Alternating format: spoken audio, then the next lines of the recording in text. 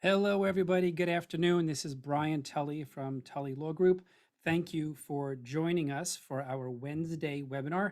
Today is June 22nd, 2022, and we're going to be talking about Dad's been diagnosed with dementia. Now what? What do we do? But like always, I'll give it a few more minutes for people to sign on, and then we'll get started. Thank you very much.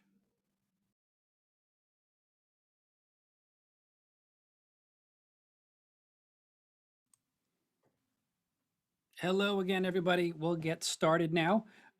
Again, like always, I just want to make sure that you can hear me and see me and that you were able to see the screen before the screen share. If you could just comment in the chat box or the Q&A box so I can know that we are all good on the technical side. Yes to all, great. Thank you very much, Norm. Good to see you again, kind of. um, all right. So again, today's topic is Dad's been diagnosed with dementia.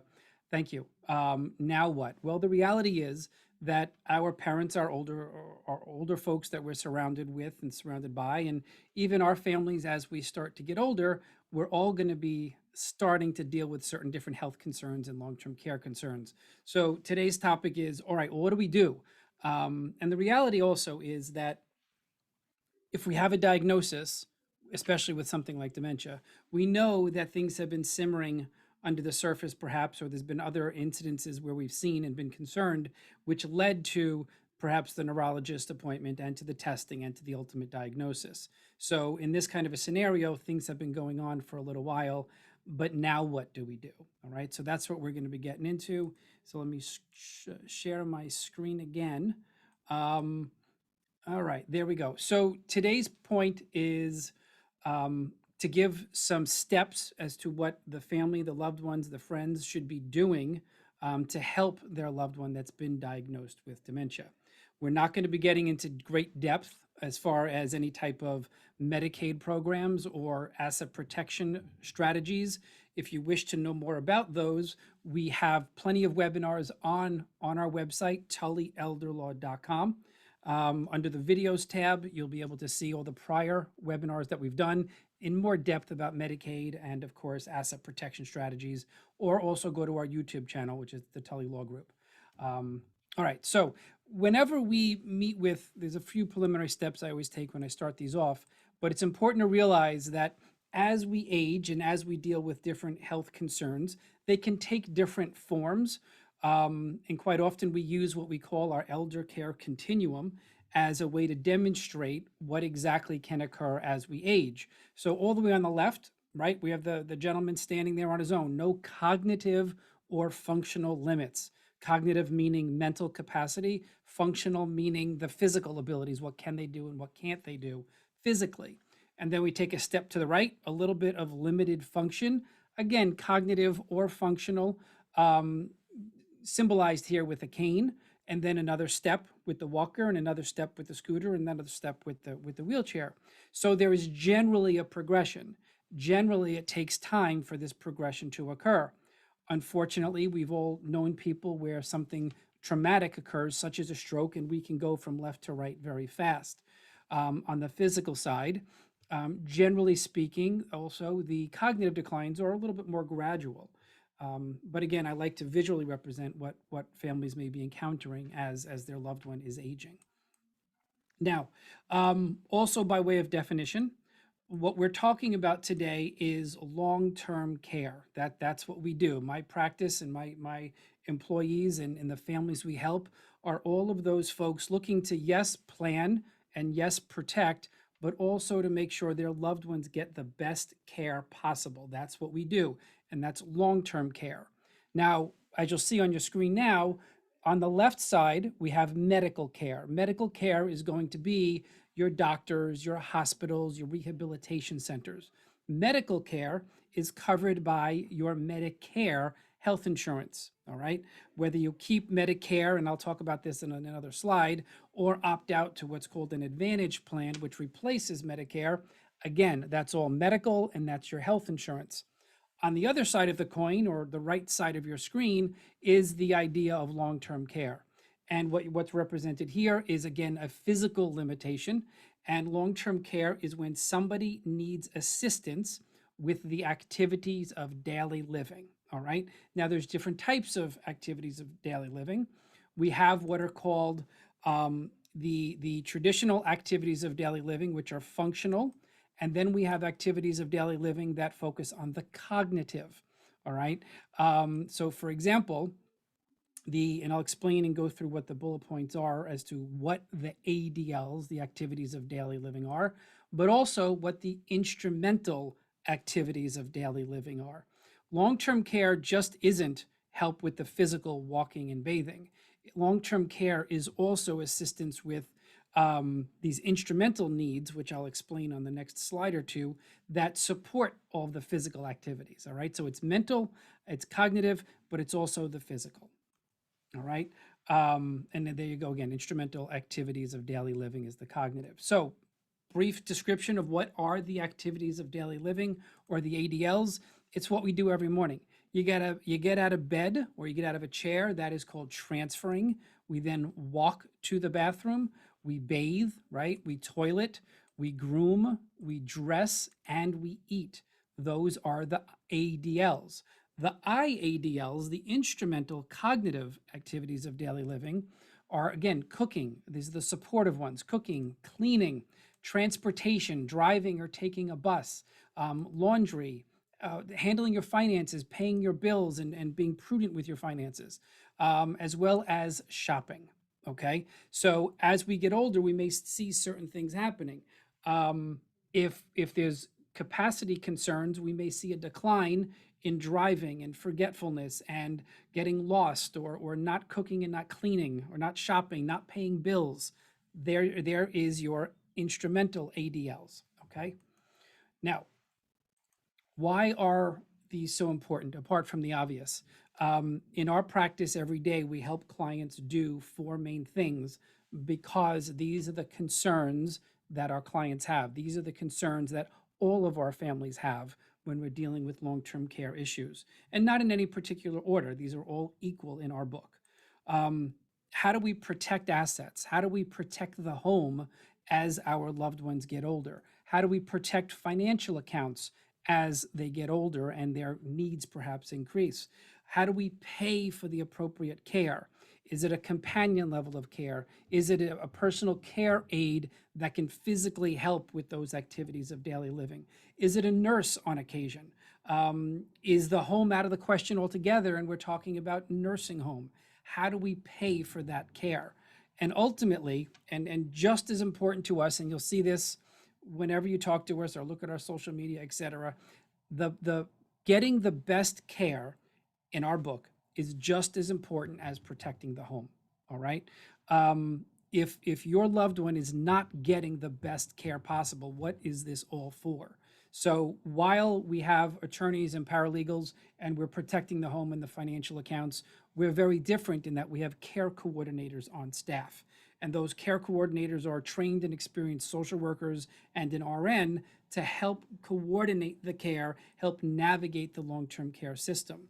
If we ignore, all right, these concerns, what's going to happen? Well, on the financial side, especially with a home, the state or what's called Medicaid could put a lien on the property.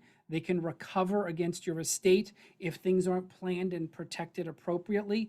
Or you may have to sell the asset at what we call a fire sale, right, below value, just to sell it and gain some liquidity.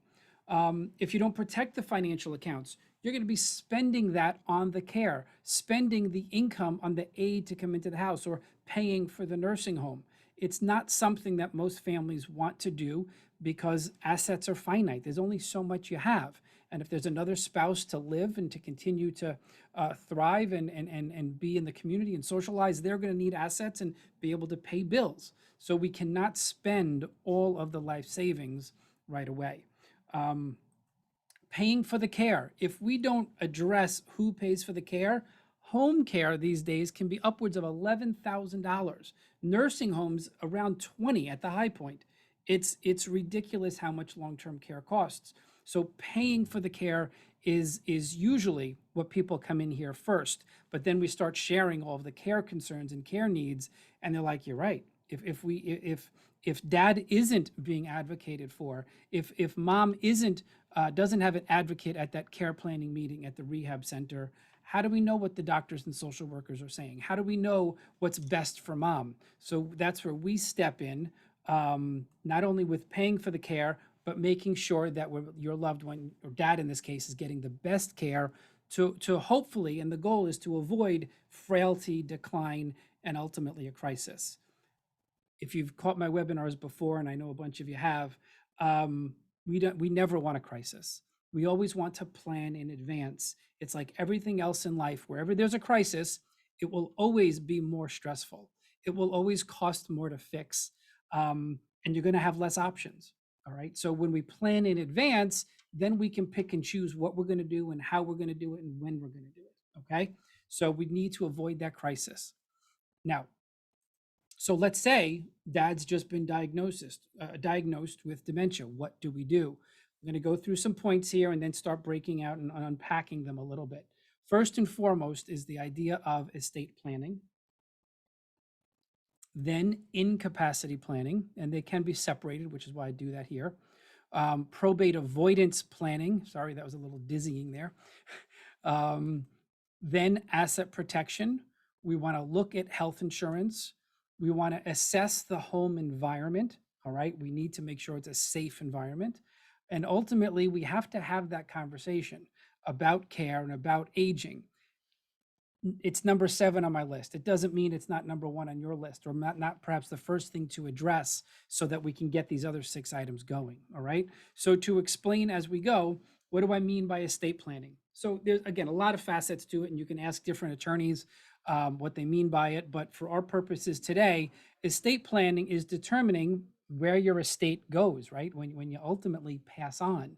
So it's going to be who inherits from you, what do they inherit, when do they inherit, and how do they inherit? And those are all the issues that we go through as we build plans for our clients. Who is it? Spouse and children? Is it grandchildren? Is it neighbors? Is it charities? What are they inheriting? Is it the house? Is it the financial accounts? Is it the life insurance? When are they inheriting? If you have a minor at 10 years of age, they are not inheriting at 10 years of age.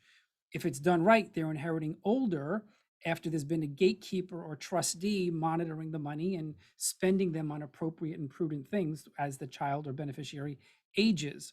And then ultimately, how do they inherit?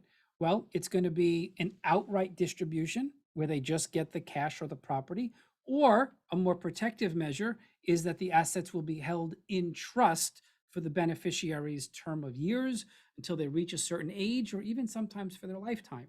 But again, all of that goes into the planning process. And typically, it's all contained in a last will and testament or a trust. Everybody talks about the last will and testament. I need a will. I'm here for a will. I get it. It's what we think about. But at the end of the day, the will requires what's called probate. And I'll talk about that in a couple of slides. That is a court proceeding that we want to avoid if we can. So we prefer plans to be handled through trusts. All right. There's a lot of different flavors and a lot of different types, primarily revocable trusts and irrevocable trusts. All right. They serve different purposes. If you want to know more about that, again, go to our website and look at prior webinars under the video tab, tullyelderlaw.com. Under videos, you'll see webinars, or feel free to go to our YouTube channel. And there, again, webinars talking about the different types of trusts and benefits in more detail. Now, number 2 on that list is incapacity planning. This is a little more pertinent to the idea of dad being diagnosed with dementia, but it's the same types of issues. If we start to lose capacity, who is going to help? What are they going to help with? When are they going to help? And how are they going to help? All right. So, for example, I have a spouse. I want her to help first. That's the who. I don't have a spouse. I want my daughter to help with this, and I want my son to help with that. What are they helping with? Well, are they helping with healthcare decisions? Or are they helping with finances? When are they helping? They don't necessarily help immediately. They help at some point in the future. And how are they helping? Are they just making decisions? Are they advocating for you? Are they paying bills? Are they protecting assets? What else are they doing? All right. So incapacity planning is making sure you have a backup decision maker. And we do that with what's called a durable modified power of attorney for the financial issues and the legal decisions. So if you have a parent diagnosed with dementia or starting to decline, folks, you need a plan. All right. The time, the clock is ticking. A durable modified power of attorney is probably the most important document to have in place as soon as possible. And again, I get into greater depth about the powers of attorney. Bottom line is it needs to be modified. It needs to be durable. What do I mean by modified? Meaning that it is made comprehensive. The typical power of attorney that New York State puts out, or that you can get from a general attorney or you can get online, is not going to be modified. It's going to be a very simplified power of attorney. The power of attorney that's required for aging and elder care and asset protection and income protection and dementia concerns and Medicaid is modified. It's expanded to include all of those powers. All right. And then you have your healthcare proxy. That's the person to make healthcare decisions for you if you can't. Okay. If you're still able to convey your decision about a medical treatment or just residency issues as far as care concerns are, you need your healthcare proxy to do it if you can't. So between these two comprehensive documents, decision making, backup decision makers are going to be present. And we also always have a backup after. So on the power of attorney, I can pick my spouse, and then I'm going to pick a number two. All right. And the final incapacity planning document is a lot of folks want to lay out certain end of life treatment issues. And that's typically done in what's called a living will, not a last will, and not what's called a living trust. All right. It gets a little confusing. But the living will is an end of life statement. It doesn't appoint anybody. But what it says is that if I'm in an irreversible or incurable condition, I do not want medical treatments to keep me alive artificially. All right. But I do want maximum pain relief. So again, between these three, power of attorney for finances, healthcare proxy for healthcare decisions, and the living will to state that if I'm in that place of no return, I don't want the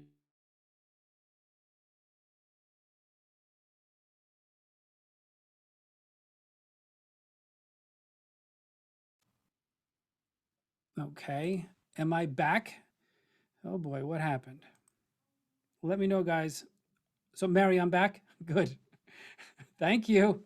That was interesting. That hasn't happened in 2 years. All right. So, wait, let me share my screen again. Wasn't that scary? All right. So, there, my screen is up there. Now, again, these documents, together with the will, make a basic estate plan for everybody. And then, based on age, based on assets, and so forth, we start layering in the trusts. Okay. So, if we have a diagnosis, these are some of the first things that need to get done if they're not done already.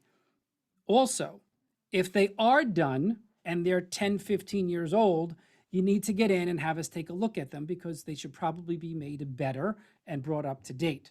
Okay. That's all I'm going to say about that for now. Next point. Let me move my cursor here. The idea of probate avoidance. So when we're coming up with a plan, remember I said we want a last will and testament, but we technically don't want to use it because that requires probate.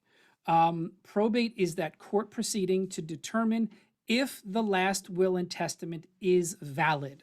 Okay. I get this probably 3-4 times a month. A client will say, or a potential client will say, wait, I have a will. Why do I need probate?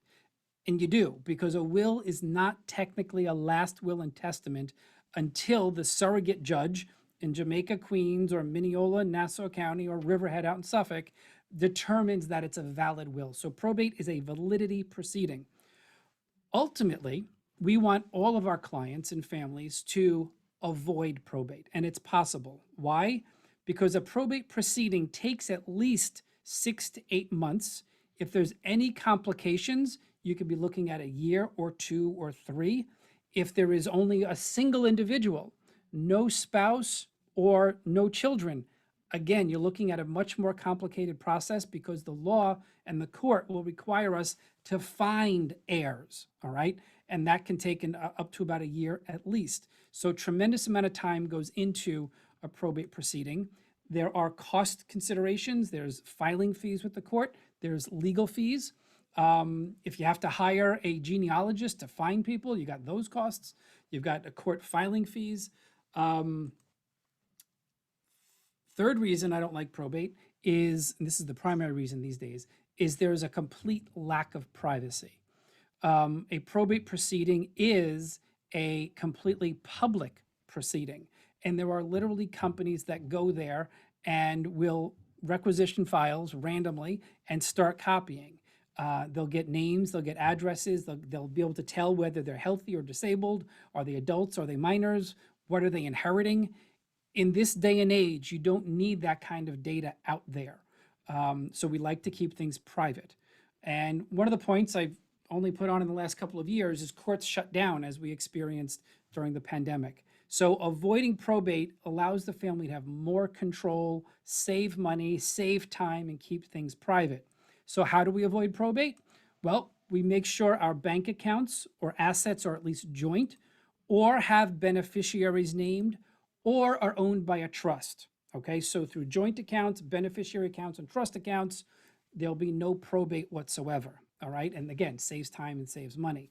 And again, if you're dealing with putting a plan in place, an asset protection plan, an estate plan, then you're looking at trying to avoid probate as well. What does all this mean?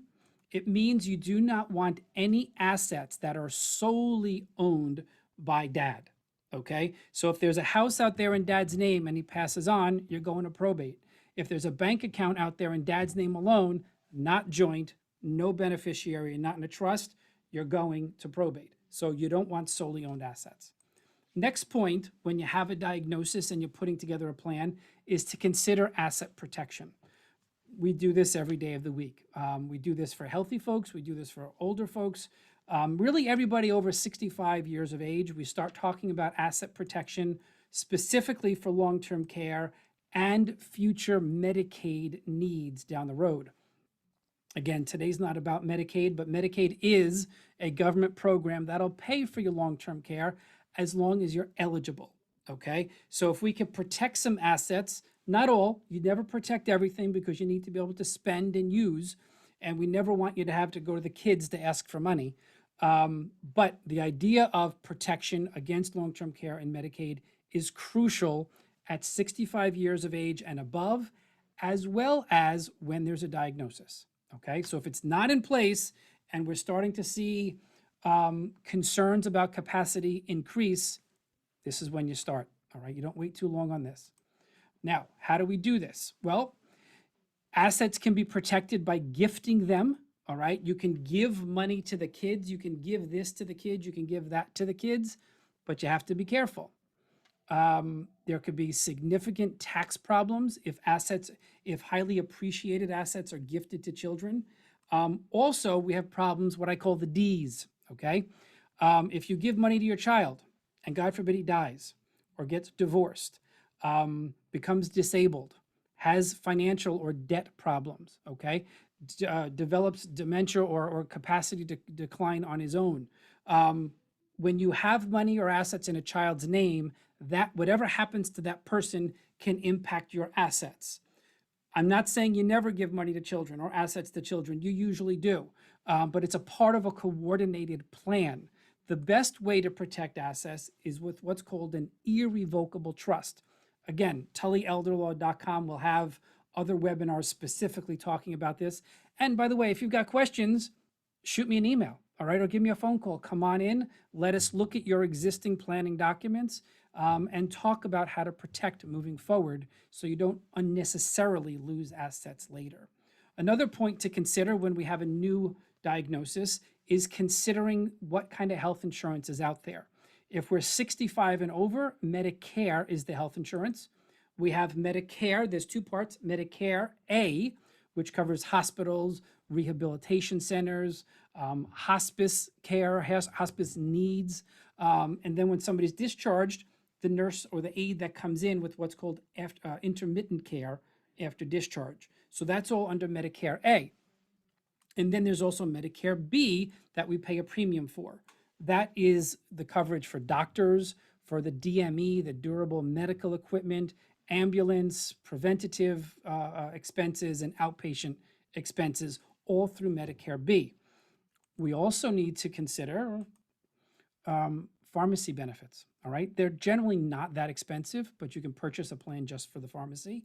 Very important is what's called supplemental coverage or Medigap, really the same thing. The reason that's so important is because Medicare A and B don't pay for everything. And a supplemental policy, people go to AARP, they go to different places, that will pay the copays and the deductibles. Where we see this as being so huge is that supplemental plans can, not all, but can pay for copayments in a rehabilitation facility. When we have clients that are hospitalized and then require rehab for a hip or an arm or shoulder, something like that, then the first 20 days are paid in full by Medicare, Medicare A, and then there are copays every day, which are approaching $200 a day. And if you stay in the rehab center beyond day 20, you're going to get hit with that $198, $200 a day copayment. But if you have the right supplemental coverage or Medigap coverage, that insurance will pay. And you could save $5,000, $6,000 a month that way. Okay, so supplemental is always important, 65 and over once you have Medicare. Or you can swipe all of that and go with what's called an Advantage plan. Sometimes that's appropriate. Advantage plans are a private insurance company that will replace Medicare A and B and include pharmacy coverage and include supplemental coverage. In my opinion, Advantage plans offer a very broad range of services, but the depth is not going to be as strong as traditional Medicare. And again, generally speaking, a lot of people agree that if there are healthcare needs and long-term care needs, the traditional Medicare is often better than the Advantage plan. It's a case-by-case basis. There are some great people out there that specialize in this senior health insurance to help you make that decision, okay? But again, this is something to review as we're approaching that diagnosis or if we just got that diagnosis, okay? You also want to take a look around the home, all right? Is it safe? Is it a place where your parent can age in place? You want to look at bathroom bars and seating in the tub, all right? And there are experts, aging in place experts. When we're working with a family that actually needs long-term care, one of my care coordinators goes into the house and they perform this type of an assessment. You also want to look at entrances and accessibility. Now, if we're dealing with dementia in particular, it has its own particular set of concerns. Wandering can be an issue. At that point, how are the doors being locked? Is the person leaving? Is it happening during the day, during the night? There's different ways and locks you can use and heights of the locks and cameras and alarms. So entrance and accessibility, also the physical, the ramps and so forth that we see in our neighborhoods. Handrails on the steps, on the stoop, all very important to minimize falls. Falls are the worst things, guys, and I'm sure you can agree with that, or if you haven't seen it personally, you know somebody that has fallen and then things start to occur. You want to avoid falls at all costs. One of the ways you do that is by making sure there are clear paths and clear walking within the home. If there are any type of hoarding concerns, that may not be the case. If you have a lot of extension cords, if you have throw rugs, you're not going to want that as our loved ones start to age and perhaps there's more of the feet shuffling or there's the eyesight has declined.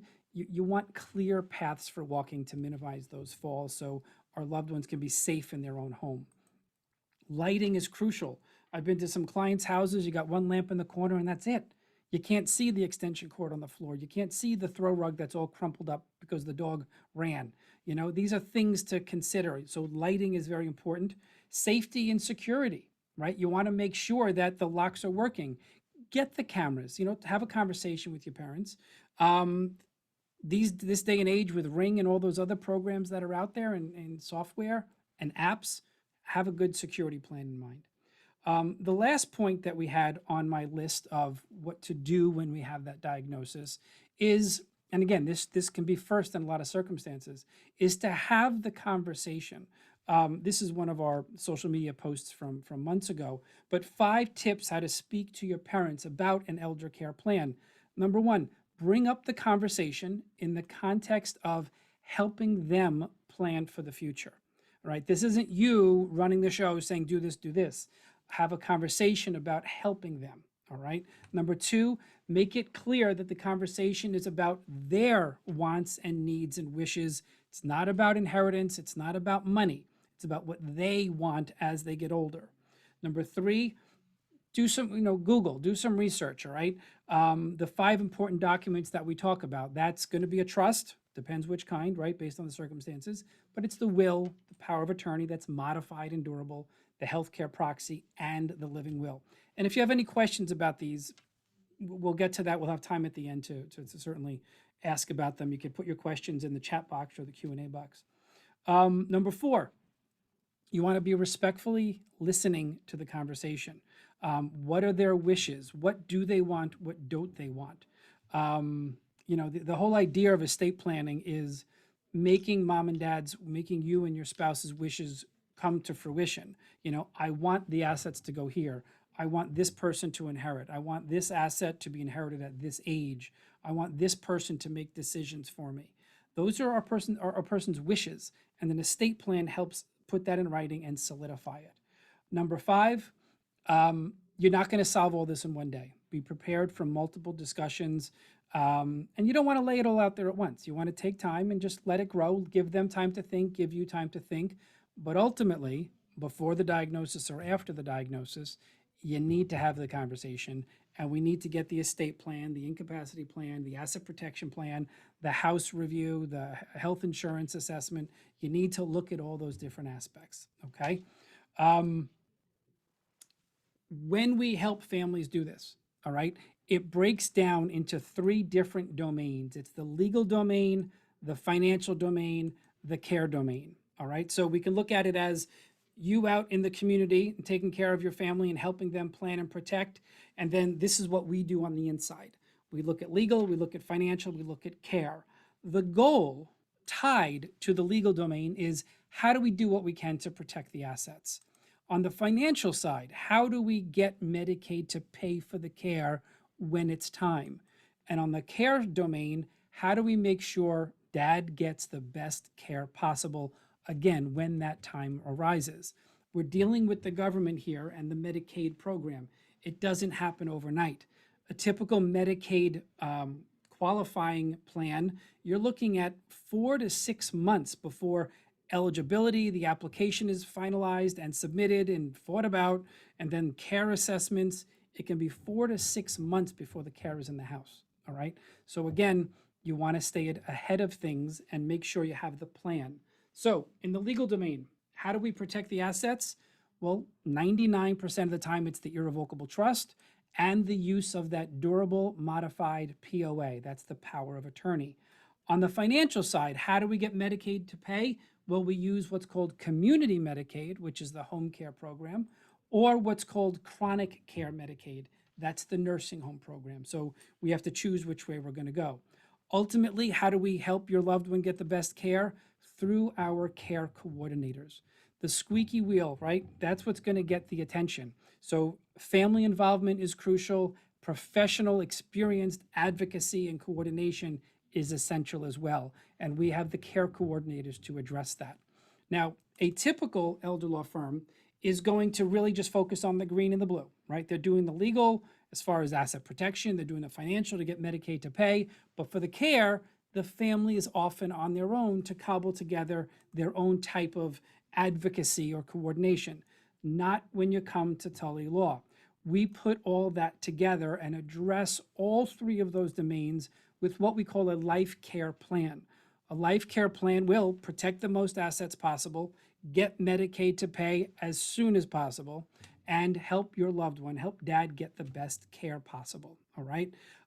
We certainly have planning and protection services that will occur and be needed before the life care and the Medicaid work, but this is the end run, all right? Get the planning done, get the protection done. As you see that diagnosis developing, or once you have the diagnosis for sure, all right? You want to act fast. It's been a pleasure speaking to you today. If there's any questions, I'd be happy to answer them. If you don't have questions today, you can certainly shoot me an email, brian@tullyelderlaw.com. That's BRIAN at tullyelderlaw, TULLY. Our phone number is 631-424-2800. I certainly hope that this was helpful for you. More and more folks that catch these webinars are calling up, and they're coming in for their free consultation, and we're able to talk to them and look at their current plan and see how we can make it better or how we can implement protection. So take advantage of our free consultation and give the office a call, 424-2800. All right, let me see if we have any questions. I think we've got some popping up. All right. Oh, you're very welcome. You're welcome. Is there a link to the webinar? So we do put these webinars up onto our website and onto YouTube within 24 hours. All right. Again, the website is tullyelderlaw.com, and go to YouTube and search Tully Law Group, and then you'll be able to find our YouTube page and catch them there. All right. Any other questions, folks? We're good? All right. You could always reach out to me after this, and we'll talk. Thank you. Be safe and start to enjoy the summer. Bye-bye.